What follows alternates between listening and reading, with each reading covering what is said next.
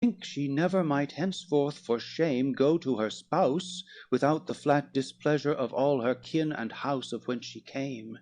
And when she weighed the case at better leisure, each thing to her seemed worse and worse to frame. For why she knew her tongue that knot had tied, that while she lived might never loose nor slide. But that dear friend of hers that never failed to help at chiefest needs the noble maid, I mean the sage Melissa, so prevailed that Bradamante's grief was part allayed. For when she knew the cause and what she ailed, against the time she promised her aid, and undertook that of that bloody quarrel to her nor hers there should arise no peril.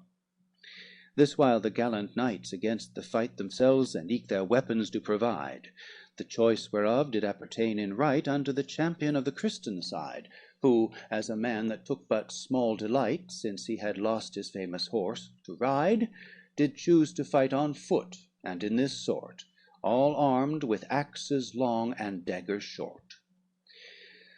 Or were it chance, or were it in regard that Malagige advised him thereto, because he knew the force of Balisard, of power all charms of armor to undo, of whose sharp edge you have ere this time hard.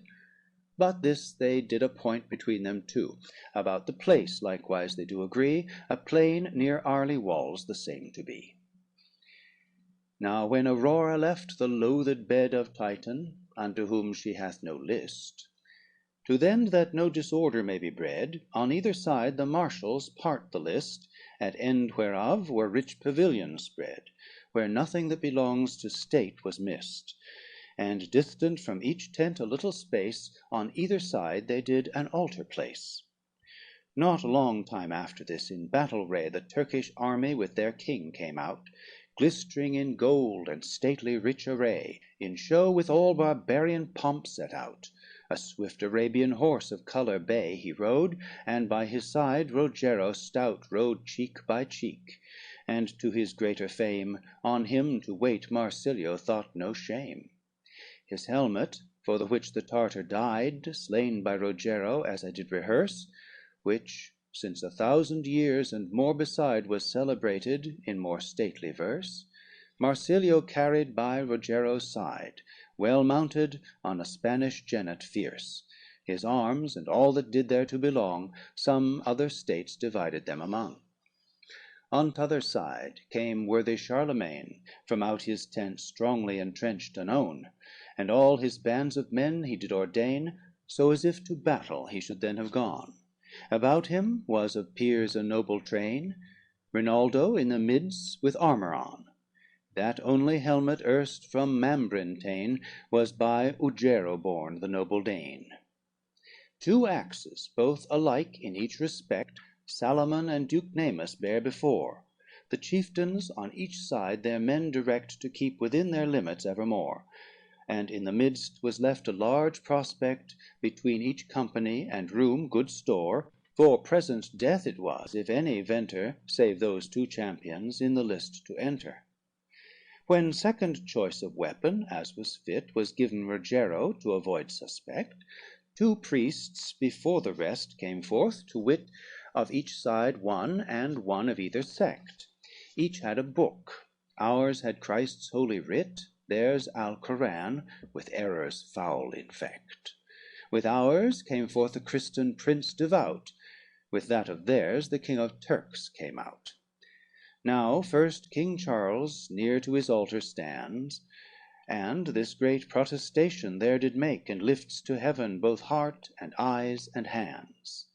O God, O Christ that sufferedst for our sake, O blessed Lady that in swathing bands heldst him that mortal flesh of thee did take, and didst 9 months enclose that high divinity in sacred womb, still keeping true virginity, be witnesses that here I make it known and promise faithfully for me and mine, to agrement and whosoe'er shall own the crown of Africa in ensuing time, that if my champion shall be overthrown, to pay to them each year of gold most fine 10 horse load, and forthwith the wars to cease, and evermore hereafter to have peace.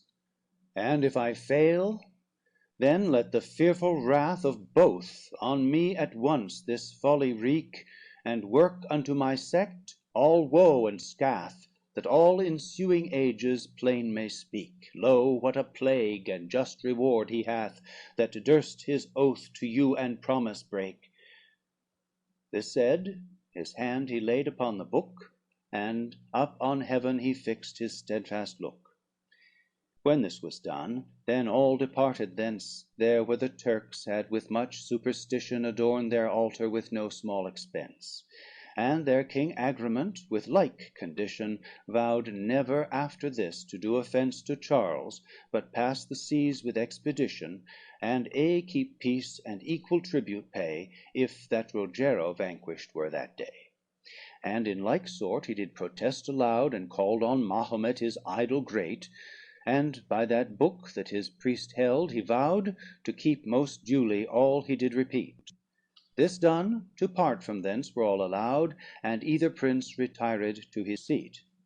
Then in like sort they swear the champions both, and thus much in effect contain their oath. Rogero promiseth, that if the fight by agreement shall be disturbed or parted, that never after he will be his knight, but serve King Charles, and be to him true hearted. Rinaldo in like sort his faith doth plight, that if to him Charles any aid imparted, before that one of them were overcome, that then himself to agreement would come. Now when these ceremonies all were ended, then every man departed to his side, and then the warriors only now attended the trumpet sound that battle signified, which when both heard, then each of them intended to show the utmost of his value tried. Now sounds the steel with blows not few nor soft, now they themselves strike low, and now aloft. Sometime they would beguile the ton the t'other, with mind unto their strength to add their art. They proffer at one place, and strike another, invading still the least defended part. But good Rogero, that against the brother of her did fight that did possess his heart, did oft bestow his blows with such regard, most thought Rinaldo was for him too hard.